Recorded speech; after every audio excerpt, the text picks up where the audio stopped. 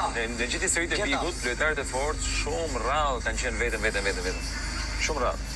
Se kush gjoma të një njerit fort që edhe njerët përdishme është i fort vetë. Fiks. Kjo fort, pa një dhe vjej natë, jo, babo, se i kup zamra, babo. I vjej natë, jo, burë. Pa shazot i vjej natë, jo. Qesh. Po është vërtet. Pa nërën e sanet e mija, petëm që ka kush.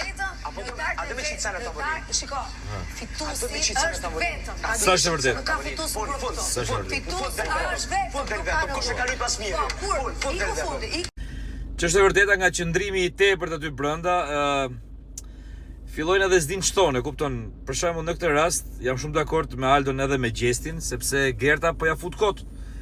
Gerta pretendon që fitues shpallet ai që ecën vetëm në atë lojë. Në fakt nuk është e vërtetë.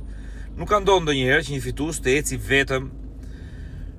Çdo fitues ka patur sigurisht aleancat e veta, ka patur ndonjë lidhje, ka patur ndonjë miqësi e kështu me radhë. Pra sigurisht vetëm një e fiton. Kjo po është e vërtet, por që të shkosh vetëm në një format që është 4 muaj e gjysmë gati 5 muaj, është gati e pamundur.